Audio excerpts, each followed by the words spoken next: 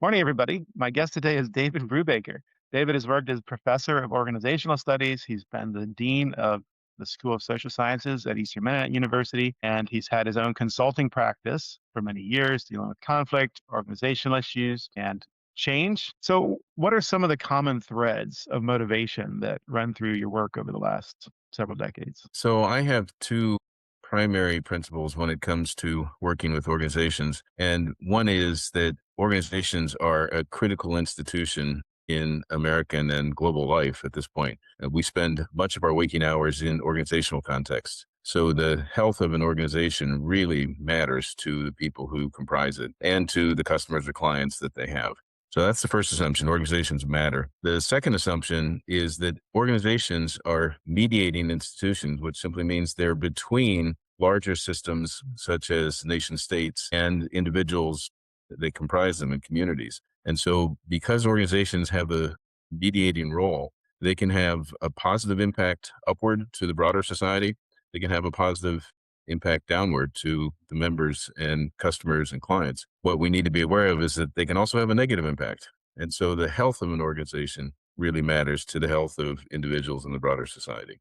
Yeah, no, that's very well said. Organizations matter. They exert an inordinate amount of influence on the quality of people's everyday life and also on the outcomes of life, career, and the society as a whole. Is this something that's new, or has it always been the case in human societies? It's certainly something that has accompanied modern Western capitalism, that organizational forms emerged in the post-feudal era as another way of organizing work. And we're probably an improvement over feudalism, even though we continue to have power differentials, for example, in organizations that can be inappropriately used. So it's not that I'm completely enamored of organizations. I just think they really matter. They really matter in the context because we've essentially built an entire society and nation states where they're given outsized influence. What that means then is that influence is sort of pulled away from, you could say, the feudal system, but also from family, from faith communities, from whatever else might have held that.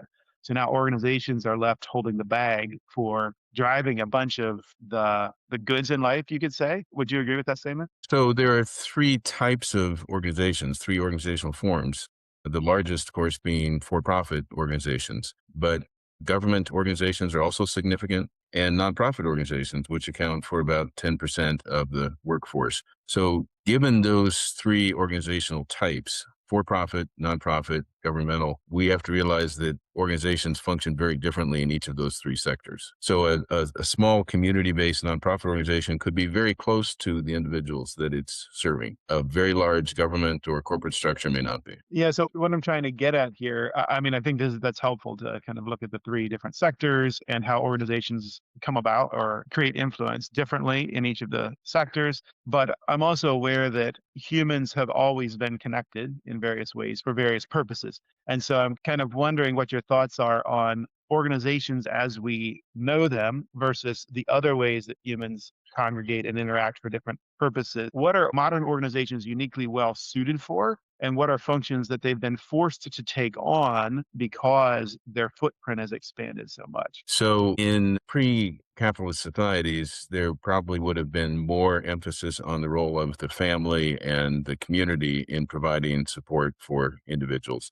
And many organizations have taken on that function, and some of them do it very well. And that can be governmental, for-profit, nonprofit. The reality is that communities also really matter alongside of organizations. And so even though we're focused on organizations in this discussion, communities have a critical role in supporting each other and allowing people to thrive in whatever context they find themselves. For sure, for sure. And I think that is becoming more obvious in the 2020s. There's a lot of interest and investment in civic renewal, in community led organizations, and also just, I think, a renewed interest in and understanding of the importance of community and neighborhoods and human connection that falls outside of the organization. That's it. Human connection that falls outside of the organization can be even more important than what's happening inside of organizations. But that being said, an awful lot of human connection and human work and all these other things happen within organizations.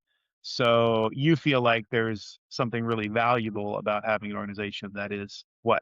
Healthy, conflict free? Like, how do you describe what you want an organization to be? I would say a healthy organization is characterized by three traits, and one is healthy leadership. That leadership sets the tone in every organization. So leaders who are self-aware, who are self-defined, who are good at listening as well as sharing their own perspective, that really matters. It also is extremely important to have a very clear vision, mission, value statement to be clear about what the organization stands for, regardless of who's in leadership, and to be consistent with the vision, mission, and values. And the third variable is what's happening in the culture of that organization. How are people treating each other? What are the norms and values that are being lived out day to day in the culture? And the greatest determinant of customer satisfaction, by the way, for any business is employee satisfaction. If employees feel that they're respected and are being treated well, then they're likely to treat customers and clients well. And so the way we treat each other within an organization, the quality of the leadership, the clarity of vision, mission, and values, those three things, in my experience, will determine the health of an organization. Yeah, and I don't think most people would argue with that. Leadership, mission, vision, values, culture are all important. I think the issue is that the way we think about them often becomes squishy, or we feel that they're squishy. And so a lot of leaders give up or turn to other things that are more mechanical, easier to measure, easier to work on. Do you find that that's the case? Yes, and often strategic planning becomes that kind of an exercise, a rote exercise where we go through it and brainstorm a bunch of things and then don't do any of them. So these things are meaningful. Strategic planning, for example, is meaningful if there's full participation and ownership by the organization itself, and words are put into deeds. How does that ownership come about? I think comprehensive listening as part of any planning process is really important.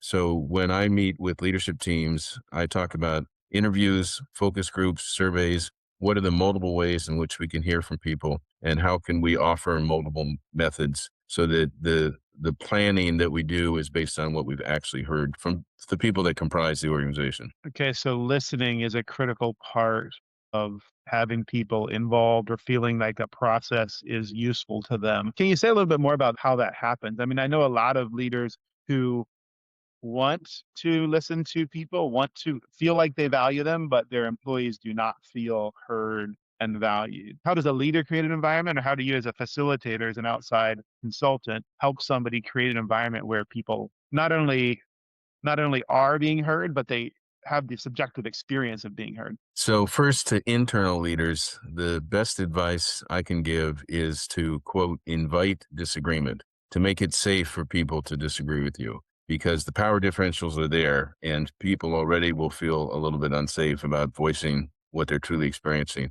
So, internal leaders can at least model openness, non defensiveness, welcoming people to speak into issues and paraphrasing them as you've done a couple times with me so that they feel heard. For an external intervener, a consultant, it's actually easier because people tend to trust a third party outsider sometimes in ways that they don't always trust an insider because the power differential is not as significant. And so we need to listen well to each other, but sometimes having a third party set of ears in the room can make a big difference as well. Okay. So I think that leads us to what a lot of teams deal with, and that is some level of disagreement or conflict or tension. What is something that you believe or know about conflict that most people would at least initially disagree with you about? That conflict is a normal and potentially healthy part of organizational life, but not high intensity, destructive, people focused, person focused conflict. That is not healthy. It's the normal day to day disagreement. And even those cases where if you and I are working together on a project and we have a disagreement that is significant and substantive, but a commitment to work through it and to spend the time necessary to work through it, that's what leads to healthy team outcomes. So you think that conflict is potentially good, essentially? Yes, we talk about a normal curve, actually an inverted curve of conflict, that conflict that is suppressed and denied does not encourage organizational health and vitality. And conflict that is out of control at the other end of the spectrum is also destructive, does not encourage creativity. But it's somewhere in that inverted U, as we get towards an optimal point of conflict, we find that disagreement, iron sharpens iron, actually leads to better proposals, better outcomes, better team functioning, as long as we keep it manageable. I guess that makes sense. I've been in a lot of organizations that feel very peaceful and everybody wants everything to be okay. And sometimes there's a lack of dynamism there, or problems can go unnoticed, tensions can be suppressed because everybody just likes it to be peaceful. And Right. then what we'll often get is that there's one person or two people who are not okay, and they become the problem children who just stir things up, and everybody wants them out, but they're also the ones who are sort of holding down one part of the organization. Yeah, we talk about that as the identified patient phenomenon in family systems theory, that the one or two people who might be willing to speak up in different ways become identified as the problem, even though they're actually pointing us towards the real problem. So, as a facilitator, if you see something like this happening, what do you do? What do you say? Assuming that the context is right for providing some sort of guidance or direction. So we have several tools we can use as third party consultants, but one of those is active listening with paraphrasing. So we're honoring somebody's comment by summarizing what they've said. But another tool is to use open ended questions to elicit broader perspective. And sometimes I will use a circle process where we go around the circle, sometimes with a talking piece, and every person in that circle has the opportunity to address the issue or to pass. But when you do it as a circle process, in my experience, 95% of the people, and sometimes 100%, will choose to speak because they've been waiting their turn and it comes around to them, as opposed to only hearing from the normally loudest voices in the room. Okay. Okay. So you've got a bag of tricks that you use to sort of pull people together so they are more connected, but at the same time, each voice is being brought out in a way that can be productive. Yes, all of us who work with organizations have a toolkit, and some tools are effective in some settings and not in others. But in my experience, active listening and paraphrasing is consistently a useful tool. And with regard to conflict, what should the goal of a leader be? Should it be to keep conflict within that band of normal? Should it be to transform it into something productive? How should I think about that, assuming that I have some level of conflict in my company? So I was influenced by a congregational consultant named Speed Lease. He was the senior consultant for the Alban Institute for years. And he said he had worked with hundreds of congregations and pastoral leaders. He said there were two kinds of leadership styles that got a leader in trouble. And the first won't surprise you. The first was the autocratic leader. It's my way or the highway. You're either for me or against me. You get on board or you get out of the way. That inevitably caused schism and conflict in an organization in unhealthy ways because of the either or nature of it. But he said, on the other end of the spectrum, many pastors, just as many as got in trouble on the autocratic side, got in trouble on what he called the undefined side. People would come to them with a question. They would say, I really don't have an opinion. I'm just here to facilitate your process.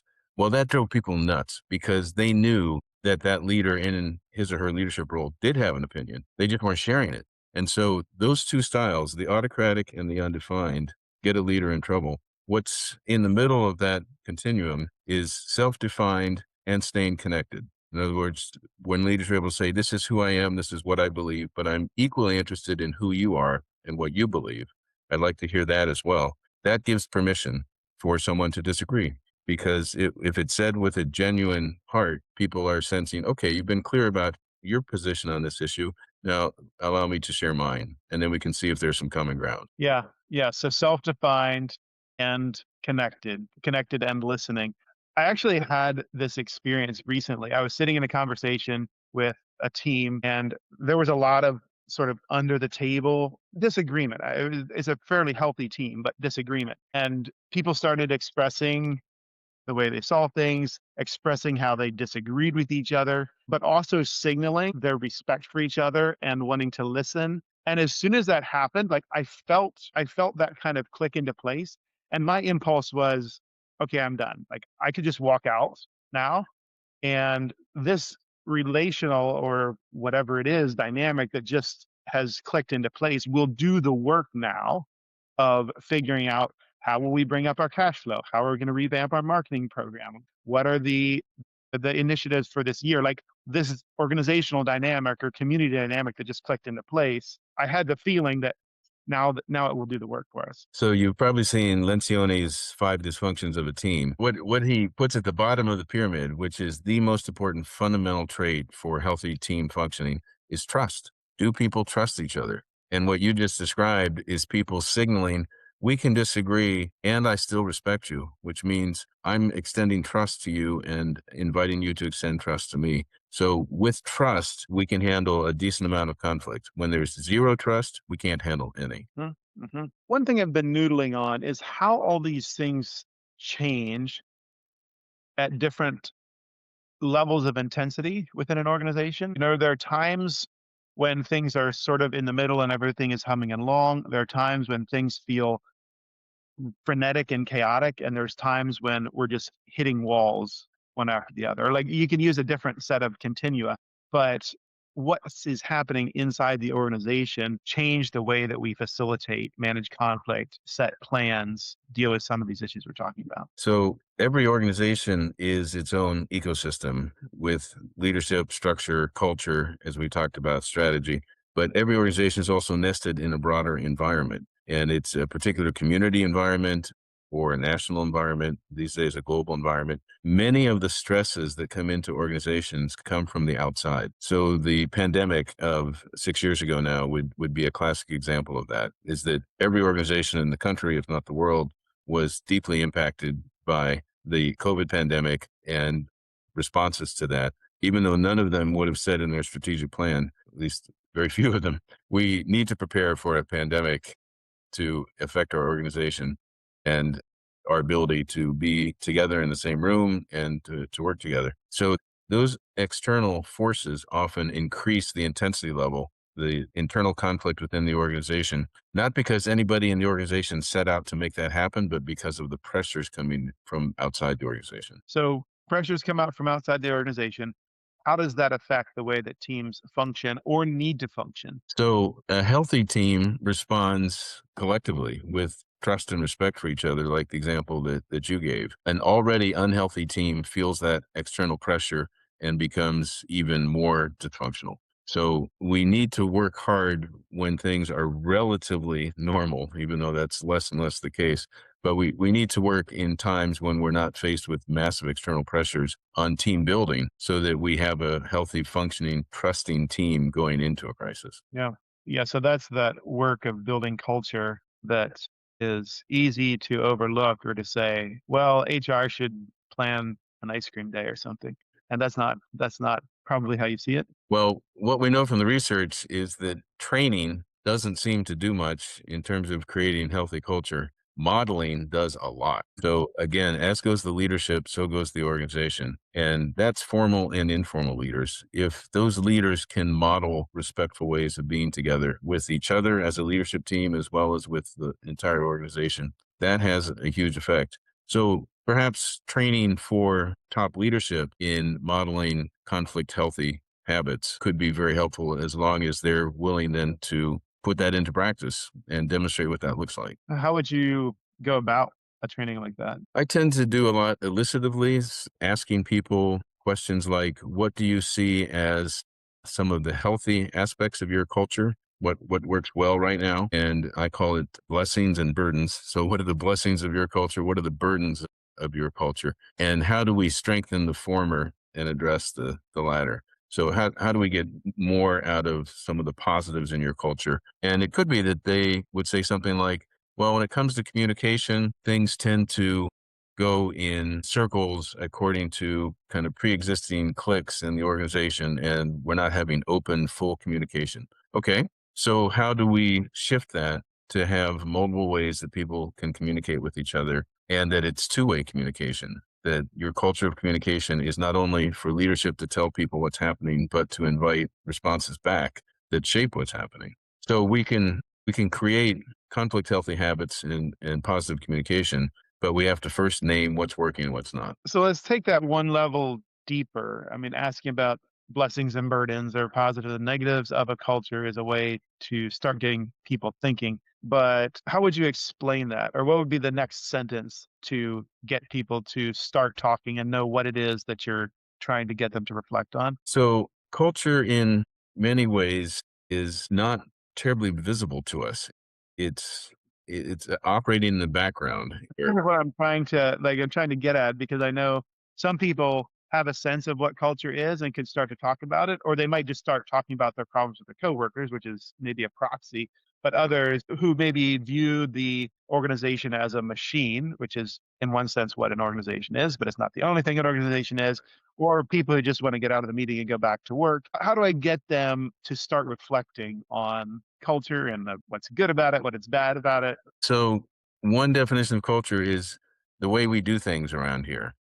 Asking people, what are some of the ways that we do things around here? And when there's a particular issue, as there often is, that has surfaced, a question that I typically use to follow up on that issue is, have you ever seen times like this in the organization's past? Is there a pattern to this kind of challenge? And many times, I would say about 80% of the time, the answer to that question is, oh yeah, we've had this kind of thing before. This is not the first time. And once we done that, we're identifying patterns. And patterns are to organizations what habits are to individuals. It's the way we do things around here. And that's why it's so invisible. It's because, well, we've always done it this way around here. And some of that is life-giving and some of that is not. Helping them identify, and I'll typically just do a flip chart paper with positives and challenges side by side because every culture has both. There are things that contribute to the strategy, the vision, mission, values of the organization, and there are things that detract from it. And it's inviting people, and by and large, they talk. So once people get going, once you help them understand what it is that you're talking about, people actually have a lot of experiences with company culture and they're able to discuss it. Yes. So with some Mennonite organizations I've worked with, which is my own tradition, sometimes there will be one phrase on both sides of that ledger. And the phrase is more with less. And it's on the positive side when things are going well. And it's on the negative side when things aren't going well. And there's even more pressure to do more with less. And that would be true for other organizations as well. But it's a classic phrase in my own tradition. All right, so you've got a list of cultural issues, positive, negative, more with less, sales fights with ops, everybody likes Brenda, whatever these lists of issues are. What do you do next? So change management is a much researched and talked about phenomenon. So we can't change what we won't name, as AA reminds us. So we start by naming. Here are some things, and I try to keep the list fairly short. 3 to 5 is as many issues as people want to address. And then to ask the question, so if we were to change this habit, this organizational pattern that we've identified, and let's continue to say it's around communication, what would that take? What would that look like? And sometimes it's a change management team that is formed to address it. But even more often, it's the leadership team agreeing to work at some of these issues with others in the system that they can pull in to model and demonstrate some new kinds of patterns and behaviors. That's what really matters is when people in leadership roles model the desired behavior. And what do you do if leaders are struggling with that? Either they don't see it or they see it, but personal change is hard. So I know lots of people who want to do better and they have a sense of what it would be like to model the sort of behavior and culture that they want to see, but they feel stuck. They feel inadequate. They feel like they would really rather do something, do some real work or whatever. So how do you help people through that process, assuming that it is a modeling thing and that kind of comes down to personal change on some level, or at least behavioral change. Yeah, so I work as a consultant and very infrequently as a coach, but I have often recommended when meeting with a leader one-on-one that they may want to contract with an executive coach, with someone they trust to work at something that does involve a personal change in order to model the desired behavior. The bottom line, and it's a pretty simple principle, is when we are addressing issues in an organization, it's okay to be hard on issues, but soft on people. So if people can change their orientation to say, let's address this issue as an issue and respect each other in the process, I'm going to treat you with the dignity that you deserve. Hope you do the same for me. But I profoundly disagree with you. And that's okay because I've separated the issue. I'm not attacking the person because they disagree with me. We are both focused on an issue where we have some differences that need to be heard. So if you can set up that sort of environment, I think you're implying that in that environment, people are able to change. And also being perfect is less critical. Yes, had a colleague in my early years of teaching at EMU, Nancy Good was her name, who taught a practice class, and people were learning basic skills like mediation, which when you're first learning the skills and the process is a challenging combination. And she would coach people to say, I love making mistakes. I love making mistakes because that's the only way that we get better at something. And, if you don't believe that, listen to a young new violinist learning the art. We have to love making mistakes. And you have to create an organizational environment where that's acceptable, and we support people, we cover for them, we point it out, we disagree with it, but we help them to move forward, and the organization keeps moving forward. So in this sense, a lot of what you're talking about, it seems like you're trying to get companies, organizations to behave like healthy human systems. I mean, these are things that I think all of us would be more familiar hearing in the context of family or relationships or congregation, or maybe even like low level political gatherings where we're trying to create healthy human systems. Obviously, this is really critical within organizations, but I guess I'm just acknowledging that for a lot of people, it consumes a very small portion of their bandwidth, or it's not a big part of what's on the radar of what makes an organization function really well. So I guess I'm not sure what the question is there, but I'm just seeing that there's a bit of a disconnect, that we have this organization a company that's supposed to function as a machine, and yet we also need it to function as a healthy human system. And a lot of people have not seen a healthy human system. So it seems like your work must be difficult on that. So there are healthy human systems. There is a continuum, and my own experience is about a third of organizations tend to function reasonably well, and about 10% of them function exceptionally well, and about a third don't function well at all, and about 10% at the other end are horribly destructive. And then there's a bunch in between.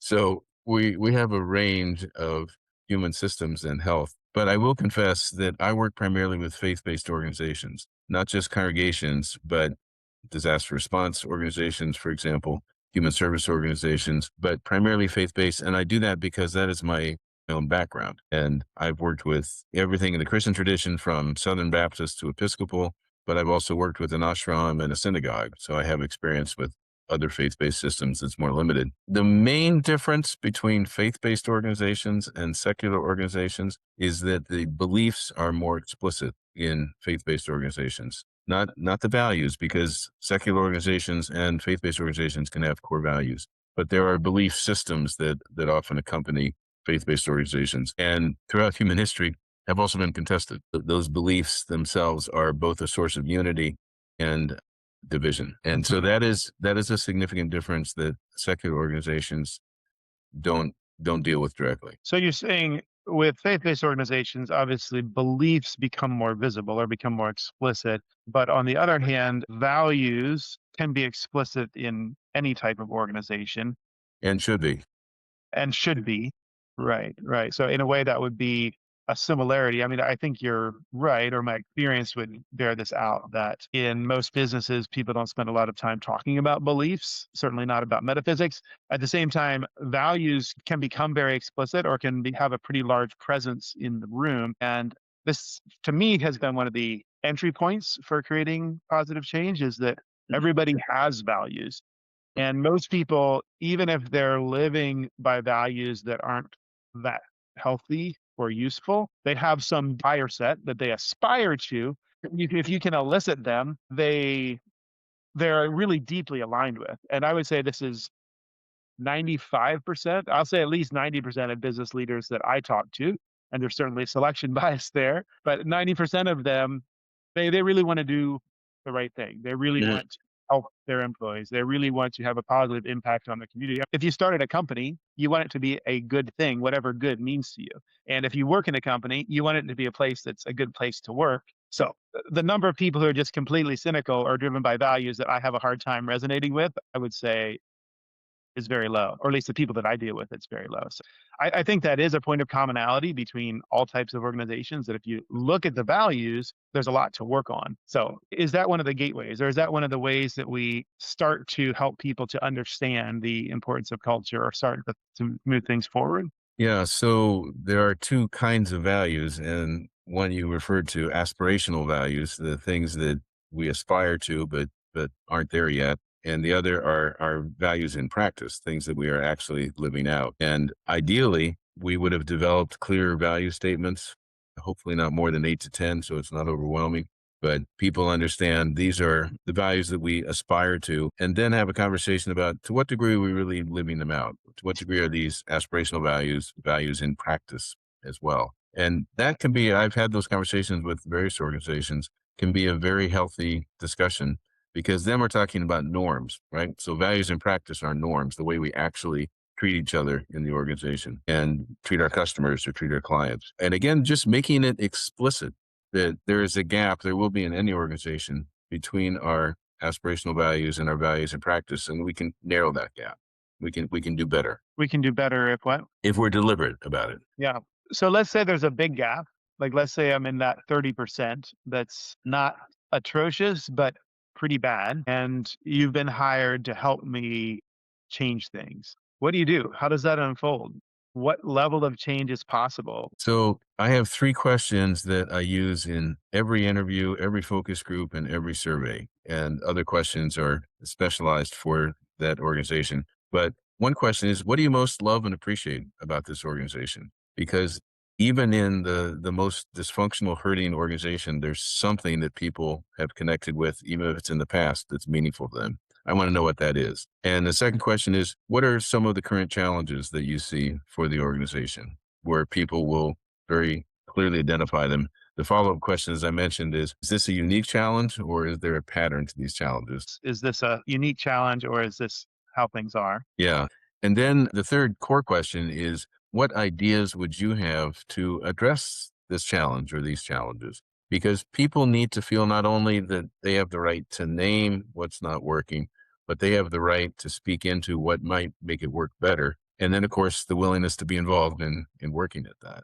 So I'm deliberately putting those 3 questions in front of people because I want them to think about what's positive. That's the appreciative approach. Want them to think about what's not working. And I especially want them to think about what could I do to make some difference in that situation. So my consulting process has 3 basic components. And the first is information gathering. So what I'm discussing is what's happening during that information gathering process when we're doing broad interviews, focus groups, surveys, just collecting as broad a perspective as possible. Second stage is analysis, where I'll work with others in the organization to process what we've heard and identify themes and issues that need to be addressed. And the third is recommendations. These are the steps that we think should be taken to address these broadly shared concerns in the organization. And if I do that work with people rather than just for them, I ask the board of any organization I work with to form a reference team of 6 to 8 people that I can work with through this process of information gathering, analysis,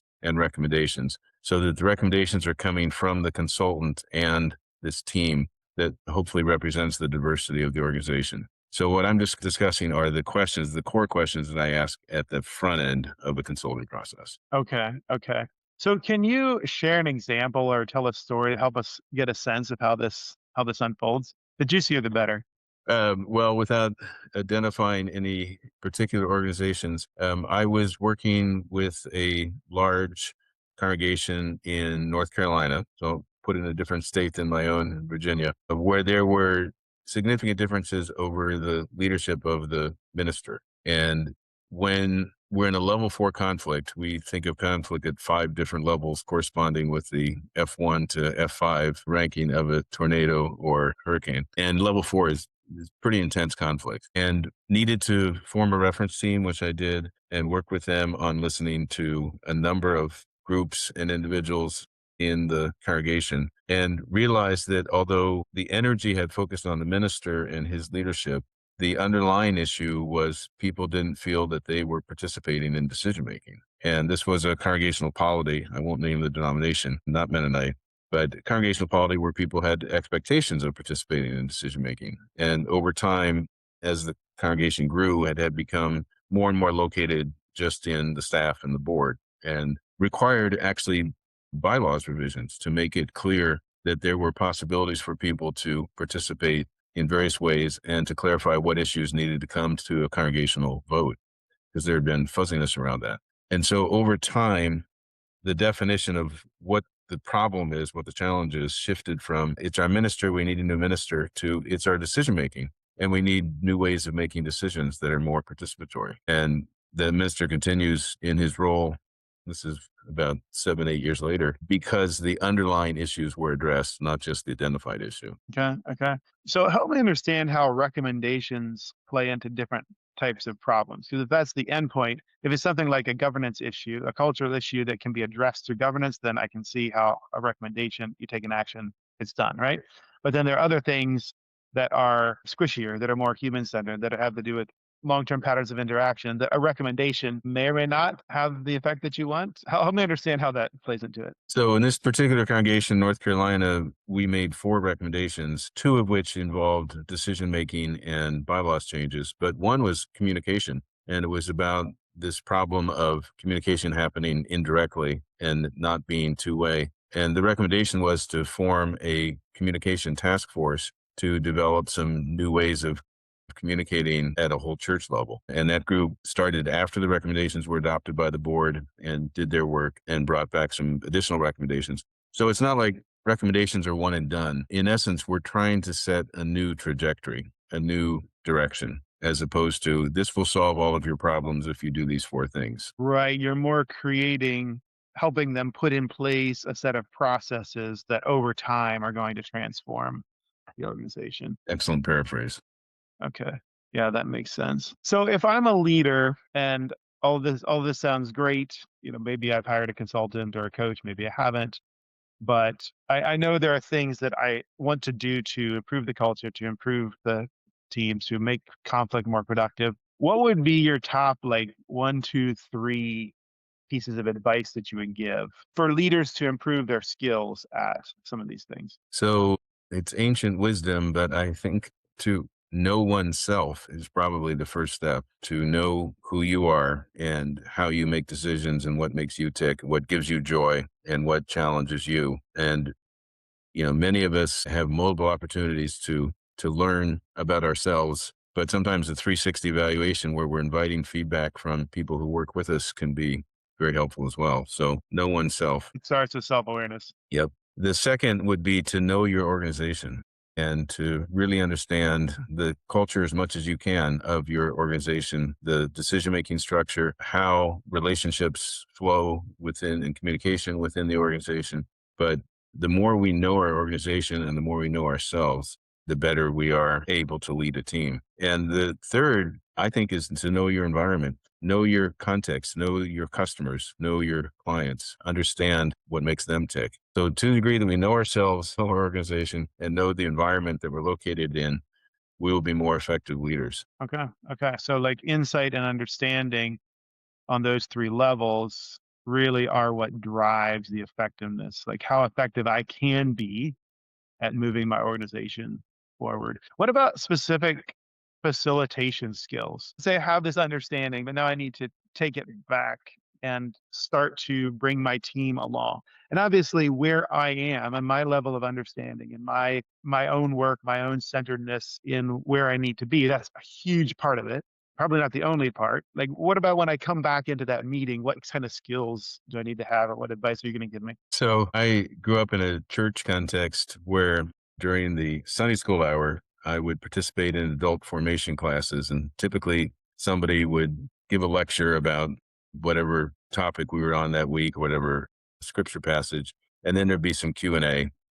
And that was okay as far as it went. But when I participated in a Presbyterian church in Arizona, the pastor, as well as a couple of lay leaders, when they led an adult formation class, they would lead with questions. And often just 2 or 3 good questions would take the entire hour because the questions were insightful and open ended and got people talking about, and it might have been a particular scripture, but in ways that were relevant and applied. So we can lecture on a topic, and I certainly did my share of that in 23 years as a professor. And we can invite Q&A, but the right question, particularly when it engages everyone in the room, is really the way to make progress. So this comes back to some of what you're talking about earlier with listening. So asking your questions is a way of starting to listen and then paraphrase back. And now you're pulling people in and making them a part of the process, tapping into who they are and what they can offer. Is that how it moves forward? Is that how you create a high functioning team? Well, I think it's the right direction. It's taking steps in a trajectory that will take us to a higher functioning team. But again, we know several things about team functioning. One is there has to be trust, and the second is there has to be clarity about the purpose of the team. Why does this team exist? What's the team mission statement? Who are we and why do we exist? What's our mission? What's our purpose? Those things are so critical to healthy team functioning, just like healthy organizational functioning.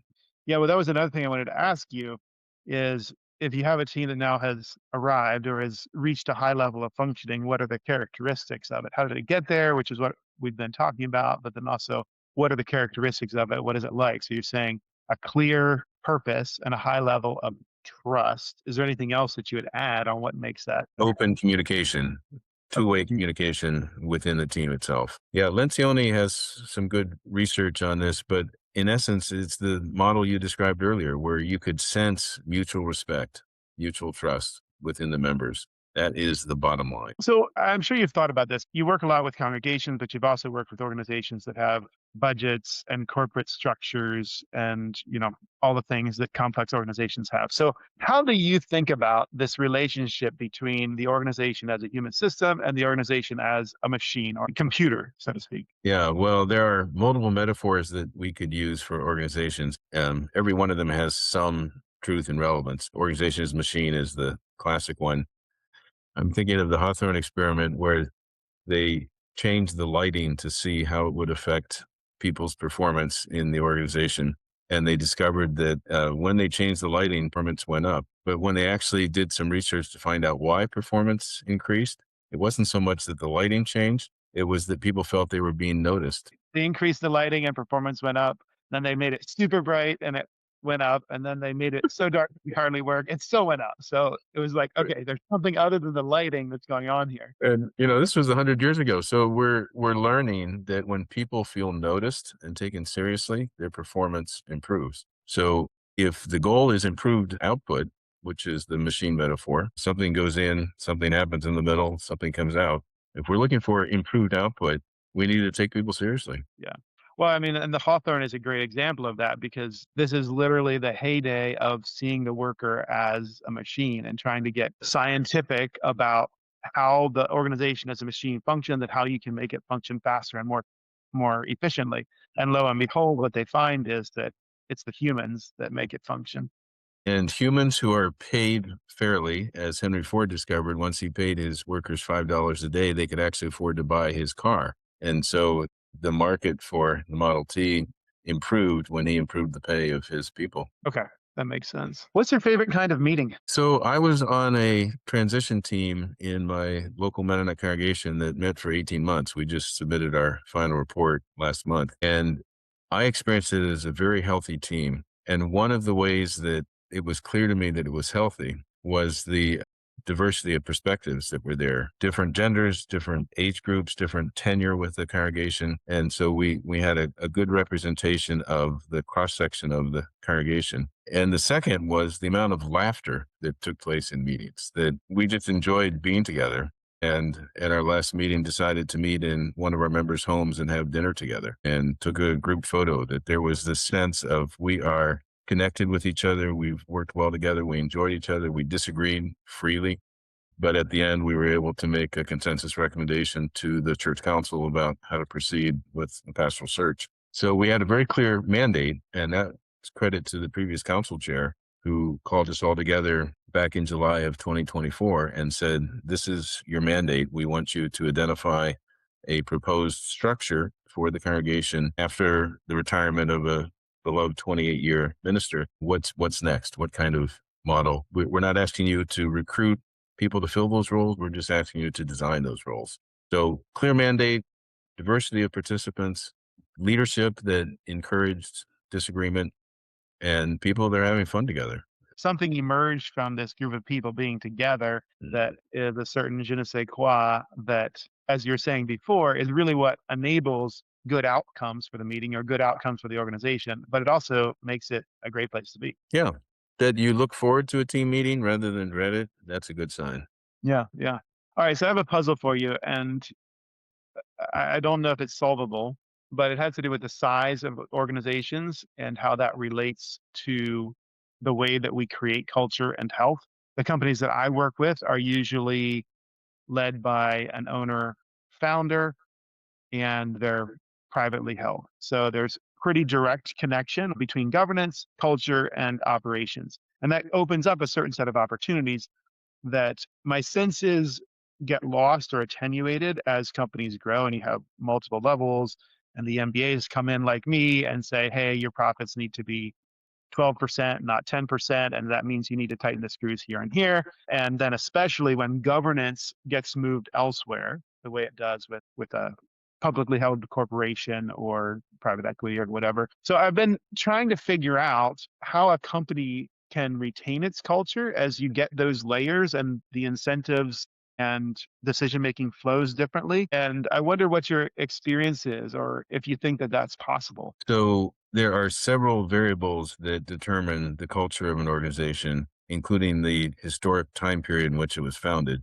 But one of the most significant is the personality and functioning of the founder or founders. The degree to which the founders brought themselves and their own way of being into the organization really matters and tends to be durable. So World Hmm. Vision would be an example where the founder had a particular heart for the things that break the heart of God, was how he expressed it. And I've trained actually with some World Vision groups in various parts of the world, and I sense that that culture and that ethos, that commitment is still there from the founder 70 some years ago. So it's not that that disappears. It just evolves, changes as new leadership comes in. And it's always valuable to kind of revisit that founding culture. It's why in the US, we have some ambivalence between the rights of every human being that is espoused in the Declaration of Independence and unequal social structures that were built into the Constitution in terms of how those who were enslaved were valued.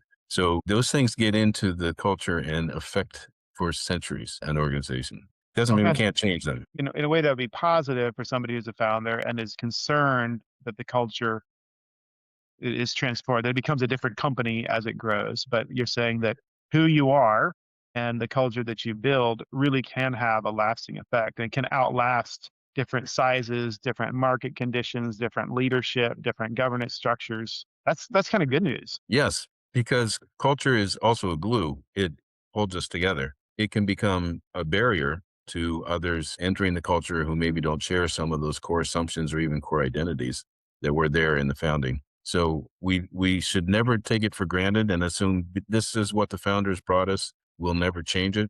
This is what the founders brought us, attributed to our success for decades. Maybe now we need to look at some adjustments to that culture. And that can be difficult as well, right? If there's some part of the culture that is unhelpful or that we want to change, then that's another set of processes. Any other advice that you have for those of us who are trying to lead healthy organizations? Know yourself, know your organization, and know your environment. Yeah, thank you. Thank you. And how can people find you or learn more about your work or your current consulting practice? So I'm on three rosters of different consulting organizations, but the one where I would be happy if people contact me directly is called Cooperative by Design, and it's at www.cooperativebydesign, all one word. There's a link to 8 of us who make up that practice, and someone can contact me directly from that link. Okay. Yeah, great. Well, thanks so much for sharing some of your expertise with us. And I think there may be more specific topics that I want to pick up with you in the future. I'm also really intrigued by how all of this keeps coming back to the need for personal transformation or the centrality of who you are in your leadership outcomes. So, yeah, I'd love to discuss with you sometime if there are people or resources that could help us go deeper on that. Well, thank you very much, David. This has been great. And I really appreciate your time and look forward to further conversations. I was honored. Thank you, Aram.